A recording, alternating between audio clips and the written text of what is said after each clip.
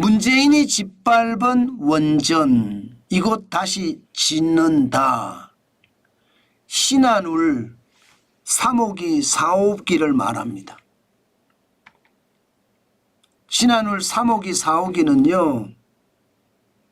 문재인 정부에서 건설 사업을 보류시켰거든요. 2017년 10월에. 이게 2015년 7월에 제7차 전력수급 기본계획에 반영이 돼서 신한울 3호기 4호기를 건설하자 이렇게 제안을 했고요. 2016년 1월에 한수원 한국수력원자력발전이 건설 허가 신청을 했습니다. 그런데 1년 10개월, 1년 9개월 뒤죠. 1년 9개월 뒤에 2017년 10월에 문재인 정부에서는 건설사업 보류를 했습니다. 그런데 이건 말입니다. 이제 다시 짓는다는 거예요. 2024년 9월에 원자력안전위원회에서 건설 허가를 했고요. 어제 2024년 9월 13일에 첫 삽을 떴습니다. 첫 삽을 떴으니까 이제 신한울 3호기 4호기는 건설이 된다는 뜻인가요? 아마 신한울 3호기 4호기는 바로 건설이 될 겁니다. 그만큼 말입니다. 원전이 이제 탈원전에서 신원전이 아니라 뉴원전으로 바뀐다는 거예요. 이렇게 되면 8년 3개월 만에 신한울 원전 3호기 4호기가 건설이 되고요. 앞으로 원전 건설에 대해서는 더 많은 원전이 건설이 되겠구나. 그 생각도 할 수 있을 겁니다. 우리나라 원전은 현재 말입니다. 운전 중인 게 26기입니다. 건설 중인 게 4기 정도 되고요. 여러분 알다시피 원전 한 기가 보통 생산하는 전력이 대단하잖아요.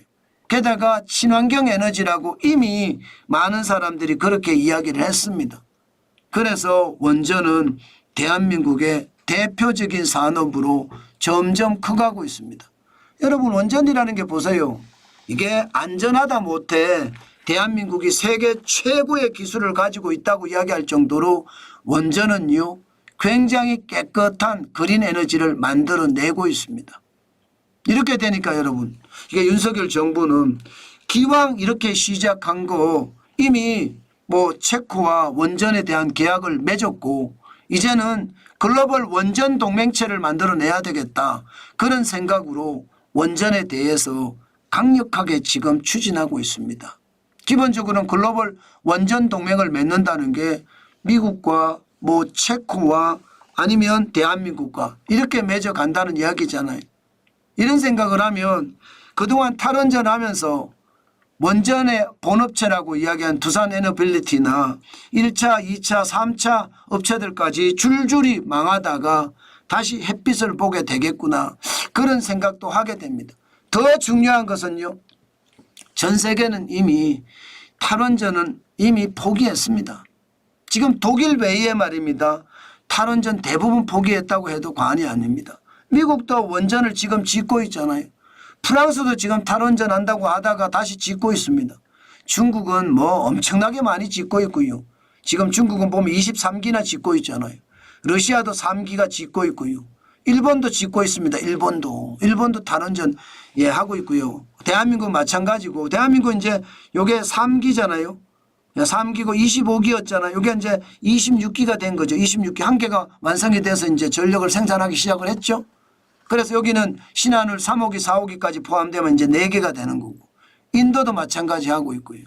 저는 여러분 결국 탄소 제로는 국제적으로 어떻게 하든 달성을 해야 될 요소 중에 하나일 겁니다. 그러려고 하면 원자력 발전소 저는 당연히 지어야 되고요. 원자력 발전소는 세계적인 경쟁력을 가지고 있기 때문에 대한민국이 하나의 큰 산업으로 그것도 세계적인 산업으로 키우기에 안성맞춤이거든요. 게다가 이게 원전이라는 것은 이게 국가 전략하고도 맞물리기 때문에 탈원전하고도 죄송합니다. 신냉전하고도 연계가 됩니다. 예를 들어 원전이 강한 게 러시아 중국인데 우리가 더 강하다. 그러면 서방 세계는 우리 몫이 될 수도 있잖아요. 물론 프랑스가 있기는 하지만 앞으로 우리가 더 잘하면 원전은 새로운 산업 뉴 엔진으로 대한민국에 더 큰 경쟁력을 가져다 주지 않을까. 저는 오늘도 그런 생각해 봅니다. 당연히 탈원전, 문재인 정부가 짓밟은 원전이 윤석열 정부 와서 다시 회복이 되고 있다. 뭐 그렇게 이야기하면 틀린 말이 아닐 것 같습니다.